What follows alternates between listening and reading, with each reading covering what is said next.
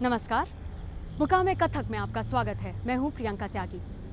कहानी हजारों साल पुरानी है, इतिहास के कई पहलुओं को समेटे हुए है।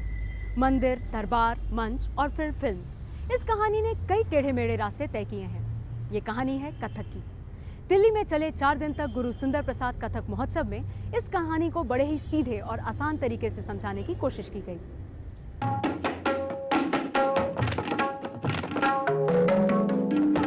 कहानी कहने की सबसे पुरानी भारतीय कलाओं में से एक 21वीं सदी के नौजवानों के सामने रंग जमा रही है। तबले की थाप पर थिरकते घुंघरू कहानी सुना रहे हैं। चेहरों के भाव किरदार के हिसाब से ही बदलते हैं। हर भाव, हर मुद्रा से कहानी आगे बढ़ती है। कहानी सुनाने और सुनने के इस जलसे में आपका स्वागत है।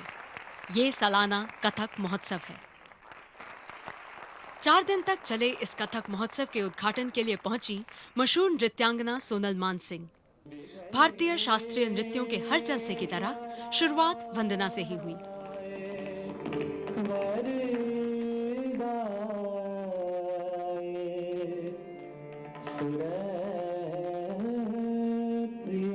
मधुरता सारंग की वंदना से शुरू हुए इस जलसे में कलाकार जुड़ते रहे और कद्रदानों का जमावड़ा भी बढ़ता रहा।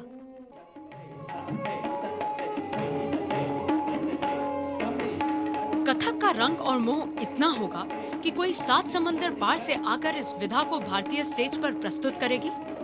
कुछ ऐसा ही किया एलिनोरा पेट्रोवा ने।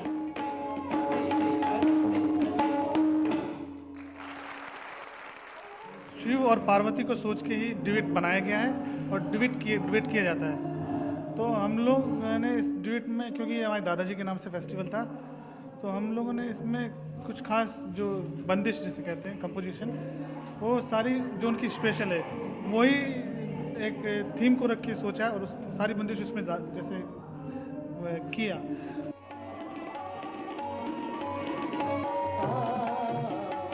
जलसे की बात हो और जश्न की बहार ना हो, ये हो नहीं सकता।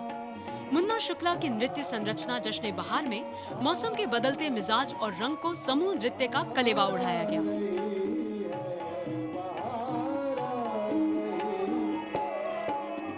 कथक की गुरु शिष्य परंपरा से थोड़ा हटकर लॉस एंजलिस से आई माँ बेटी की जोड़ी ने कथक का एक नया अंदाज दिखाया।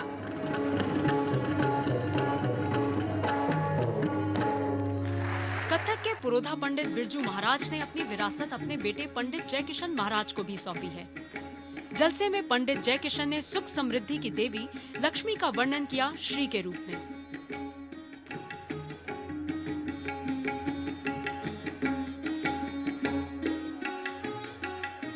जलसे में कथक का रस इतना घुल चुका था कि कलाकारों और आयोजकों के बीच की दूरी खत्म हो गई। संगीत नाटक अकादमी के सचिव जयंत कस्तवार भी मैदान में उतरे और अपने तरीके से पैरों की थाप से दर्शकों के दिलो दिमाग पर अपनी छाप छोड़ गए।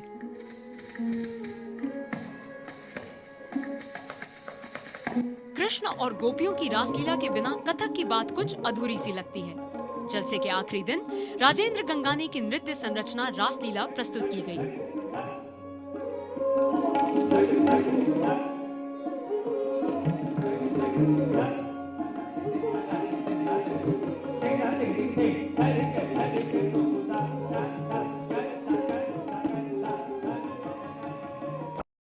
कथक केंद्र के अंतर्गत जो कथक महोत्सव प्रतिवर्ष होते हैं, अलग अलग नामों से जाने जाते हैं। इस महोत्सव को गुरुओं की श्रृंखला में प्रस्तुत किया है गुरु सुंदर प्रसाद जी की स्मृति में, और इससे एक अच्छा वो मिलता है मानदंड कि आज की तारीख में कथक किस माहौल पे खड़ा है।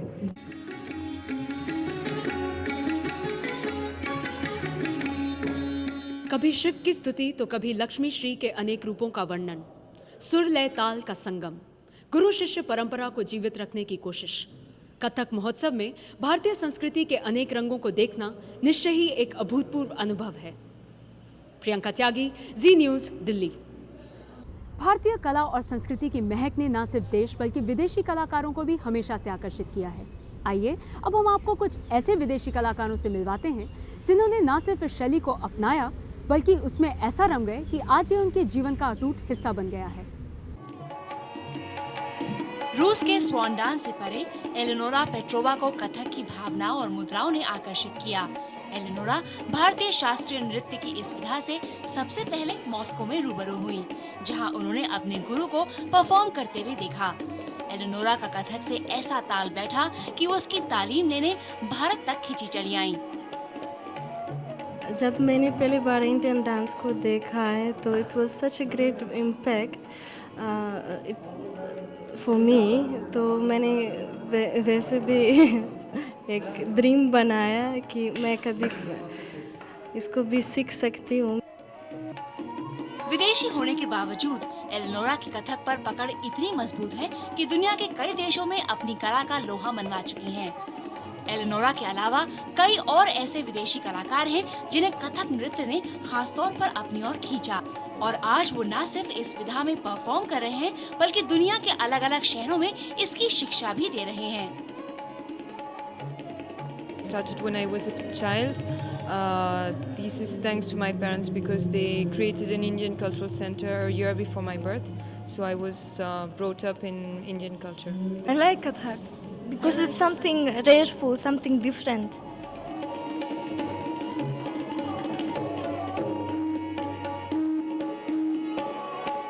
कथक के घुंघरूओं की खनक देश की सीमाएं लांघ 7 समंदर पार भी सुनाई दे रही हैं।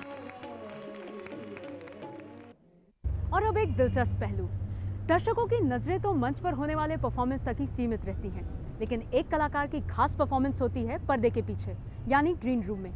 आइए अब हम आपको पर्दे के पीछे होने वाली इस खास परफॉर्मेंस की एक झलक दिखाते हैं।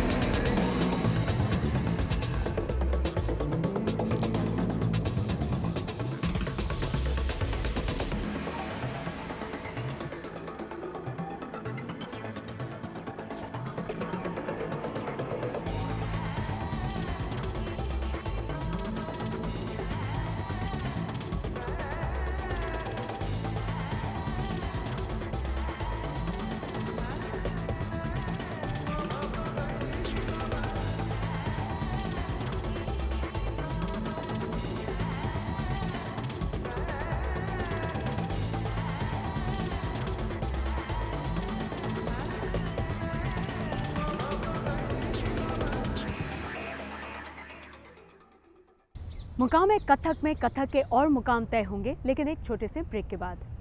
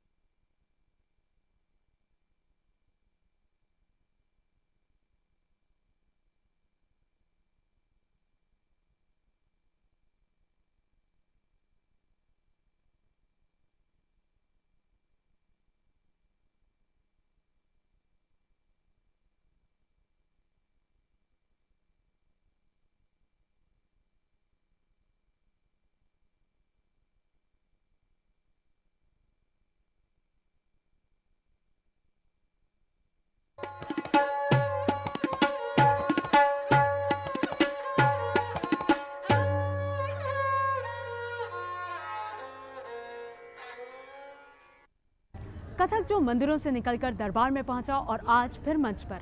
आज ये शैली हर नृत्य संरचना में देखी जाती है। इस सुर, लय, ताल और नाट्य की विधा के सफर पर एक नजर। ये डांस है मलाई का है, प्योर है, हमारे देवी देवताओं का है। किस्से कहानियों की जमीन भारत में कथा सुनाने का एक तरीका, एक माध्यम है कथक। ये उत्तर भारत की प्रमुख नाट्य शैली है, लेकिन आसान शब्दों में इसका मतलब है कहानी कहना। सैकड़ों साल पहले हिंदू मंदिरों के आंगन में कथक का जन्म हुआ और ये नृत्य परंपरा वहीं पली बढ़ी। उस समय हमारे जो पूर्वज लोग हुआ करते थे वो मंदिरों में जाया करते थे और जा करके उस देवता का या देवी का वर्णन करते थे और उस पे कुछ अभिनय हो जाया करता था। वृंदावन की रासलीला में भी कथक का समावेश है। हालांकि कथक अकेले एक ही नृत्य की प्रस्तुति मानी जाती है, लेकिन रासलीला में ये समूह नृत्य का रूप ले लेती है। समय की धारा में बहते बहते कथक मंदिरों से निकलकर मुगलों के दरबार में अपनी खास जगह बनाने में कामयाब रहा। दरबारों की फारसी संस्कृति का प्रभाव कथक पर दिखाई देने लगा। कथक ने जयपुर, लखनऊ और बनारस में अपना घर जमाया और 3 घरानों में पलने लगा। यहीं पर कथक को तवाइफों ने अपनी तहजीब में शामिल कर लिया। कलाकारों की भाव भंगिमाएं, हाथों की मुद्रा, संगीत और वाद्य यंत्रों का इस्तेमाल कथक का रूप निखारने में मदद करने लगा। मुगल काल में ये कला जहां और नफीस हुई, वहीं आज के कथक में रफ्तार को ज्यादा जगह मिली है। तबले और पखावज पर पैरों की थिरकन कथक को ज्यादा गति दे रहे हैं। कथक के प्रदर्शन में घुंघरुओं की खास जगह है। इसी तरह कलाकार घाघरा, चोली और अंगरखा पहनकर नृत्य करते हैं। सारंगी, सितार और बांसुरी की लहरों पर कलाकार नृत्य करते हैं। हालांकि पहले के समय में घुमंतू कलाकार कथक की परंपरा को आगे बढ़ाने का काम करते थे, लेकिन आधुनिक काल और आजाद भारत में बिरजू महाराज, सितारा देवी, रोहिणी भाटे और उमा शर्मा सरीखे गुरु कथक की परंपरा और उसके रसूख को आगे ले जाने का काम कर रहे हैं।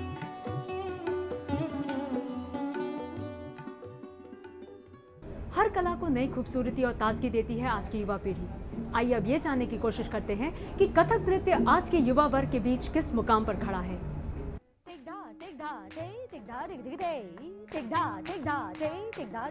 शास्त्रीय परंपराओं के नाम पर बरसों तक चंद लोगों की मिल्कियत बना रहा कथक अब अपने पांव पसार रहा है। तालीम का जरिया अब भी गुरु शिष्य परंपरा ही है, लेकिन सिखाने का अंदाज और सीखने वालों का दायरा फैल चुका है। तालीम पाने की ख्वाहिश में आम लोगों की तादाद काफी बढ़ चुकी है और उनमें भी बच्चे बड़ों को पीछे छोड़ते नजर आ रहे हैं।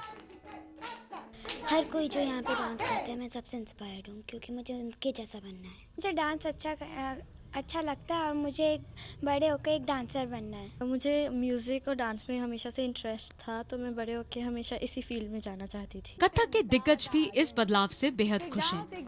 बच्चों की ललक और सिखाने वालों की लगन में उन्हें इस कला को नई उम्र मिलती नजर आ रही है।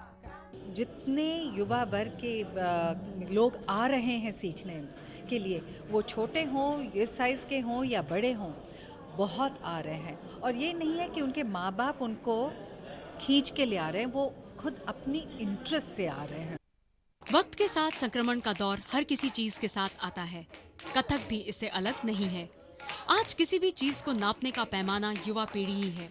ऐसे में अगर नन्हे मुन्ने पैर कथक की ताल पर थिरक रहे हों, तो जाहिर है ये इस कला के भविष्य के लिए शुभ संकेत है। प्रियंका त्यागी, जी न्यूज़, दिल्ली।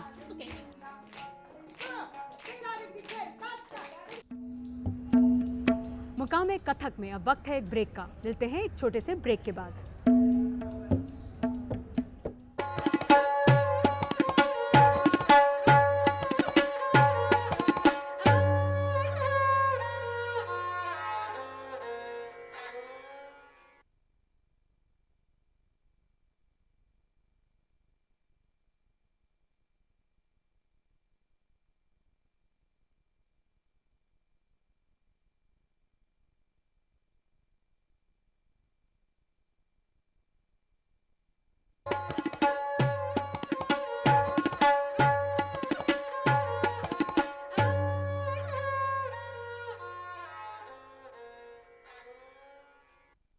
कथक नृत्य की बात हो और पंडित बिरजू महाराज का जिक्र न हो।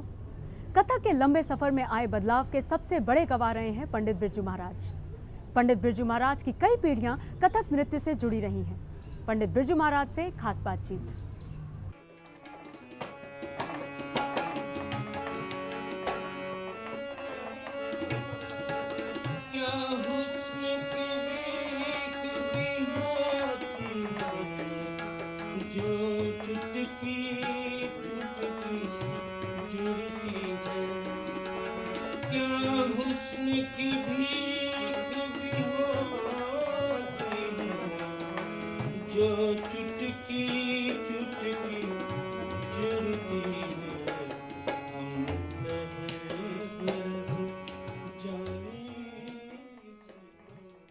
कथक नृत्य को ऊंचाइयों तक पहुंचाने में पंडित बिरजू महाराज का बहुत बड़ा योगदान रहा है। हम खुशकिस्मत हैं कि आज कथक मेस्त्रो बिरजू महाराज जी हमारे साथ हैं।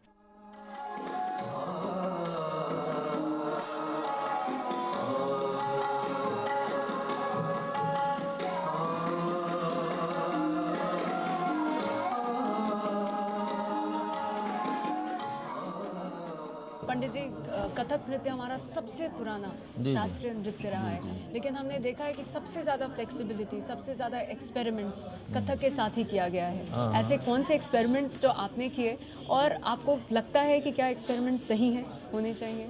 एक्सपेरिमेंट कोई बुरी बात तो नहीं है, लेकिन अगर उसका दायरा हिसाब से रहे तो सही है। लेकिन अगरचे उसमें विदेशी म्यूज़िक का या विदेशी लाइटिंग का इंतज़ाम टाइप लगने लगे कि विदेश से इन्फ्लुएंस्ड हो गया, तो मुझे नहीं अच्छा लगता है। मुझे ऐसे ही लगता है कि ट्रेडिशन बना रहना चाहिए। मतलब प्लास्टिक के फूल ना लगाओ तो असली लगाओ, ये मेरा बहुत वो है। और ये जैसे बहुत फ्यूजन कन्फ्यूजन फलाना ढमाका, तो मैं ये बिलीव नहीं करता हूँ। मैं समझता हूँ कि मैं अपना काम करूँगा अपने ढंग का, और कोई भी बाजू में खड़ा हो जाए तो हमें क्या लेना देना। अच्छा, जुगलबंदी का एक बहुत ही महत्वपूर्ण स्थान है कथक में, इसकी ज़रूरत क्या है? जुगलबंदी क्या है और कथक में इसका क्या महत्व है? महत्व ये है कि ये जुगलबंदी जो चीज़ है, ये जो बहुत गुणी और लयकारी जो जानते हैं वही लोग बहुत अच्छी कर सकते हैं। ये उसमें ये एक्साइटमेंट रहता है कि तबले वाला हमको कितना ज़्यादा फॉलो कर रहा है या वो चूक रहा है, उसका एक्साइटमेंट बनता है जुगलबंदी में। और जब वो नज़दीक आते हैं दोनों सिमट के, तो सम पर आके जो ख़त्म होता है ना, तो उसका एक मज़ा होता है, आए ऐसे।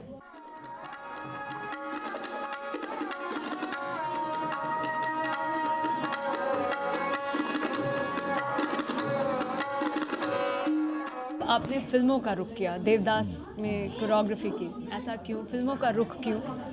ऐसा लक्ष्मू महाराज जी हमारे 40 साल फिल्म में ही करते रहे, और न्यू थिएटर से यानी कलकत्ता से शुरू हुए, और बॉम्बे, पाकिस्तान, मुगल आज़म, तीसरी कसम इत्यादि बहुत फिल्में की उन्होंने। सत्यजीत रे जी ने पहले तो सबसे पहले हमें मौका दिया शतरंज की खिलाड़ी में, और मैंने उसमें ठुमरी गाई, और शाश्वती जी ने किया। और एक जाने आलम रहस मुबारक करके गाना था, जिसमें अमजद खान को भी थोड़ा सा एक्शन करना था, तो बल्कि मज़ा ले रहे थे वो कि महाराज हम तो पिस्तौल विस्तौल देते तो ज़रा मज़ा आता।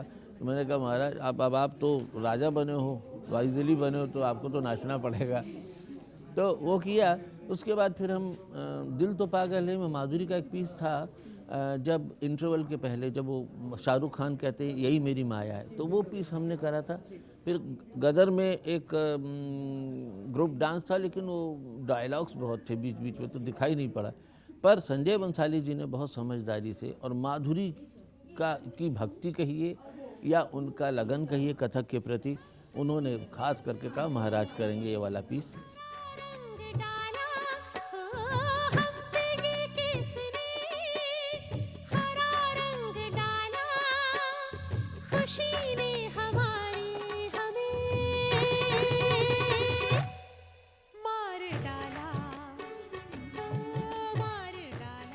से बात करने के लिए बहुत बहुत धन्यवाद, और आपको एक बार फिर जन्मदिन की ढेर सारी शुभकामनाएं पंडित जी।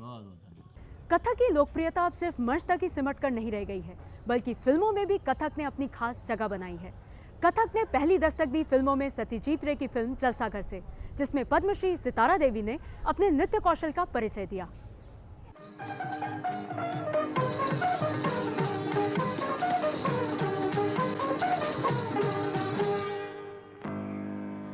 फिल्मों में कथक के बस आने भर की देरी थी, और देखते ही देखते उसने अपने पांव जमा लिए। अभिनेत्रियों ने बाकायदा कथक का प्रशिक्षण लेना शुरू किया। डांस सीक्वेंसेस और कोरियोग्राफी में कथक की तकनीक, भाव भंगिमाएं और मुद्राओं को जगह मिलनी शुरू हो गई। पंडित बिरजू महाराज और गोपी कृष्ण जी ने फिल्मों और कथक को जोड़ने का काम किया। फिल्म मुगल आजम में जब स्क्रीन पर सिनेमा ब्लैक एंड व्हाइट से रंगीन हो रहा था, तो पंडित अच्छन महाराज ने मधुबाला को पनघट पर नंदलाल से छेड़छाड़ का कथक वाला अंदाज सिखाया, और कथक की भाषा में ये भी समझाया कि प्यार किया तो डरना क्या। प्यार किया तो डरना क्या, जब प्यार किया तो डरना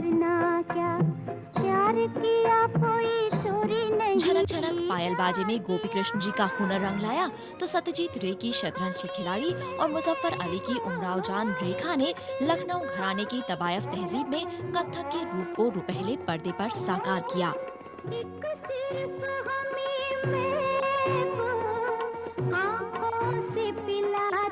फिल्मों में कथक की कामयाबी का सिलसिला पाकीज़ा के चलते चलते और इन्हीं लोगों ने लेलीना में मीना कुमारी ने आगे बढ़ाया तो गाइड की अभिनेत्री वहीदा रहमान ने अपने नृत्य पिया तो से नैना लागे रे में कथक की झलक दिखाई।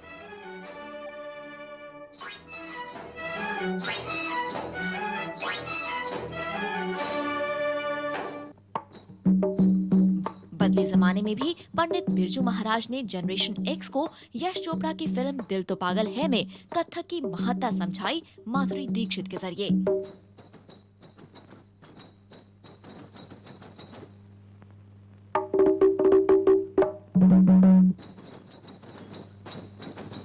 फिल्म इंडस्ट्री में समझा जाता है कि अगर आपको एक अच्छी एक्ट्रेस और डांसर बनना है तो आपको कथक आना चाहिए। यही वजह है कि देवदास में पारो और चंद्रमुखी दोनों ने कथक का इस्तेमाल किया और लारा दत्त सरीखी एक्ट्रेस भी कथक की ट्रेनिंग ले रही है। वक्त बदला, जमाना बदला, लेकिन कथक का रस, उसका रूप, उसका रंग अभी भी जिंदा है।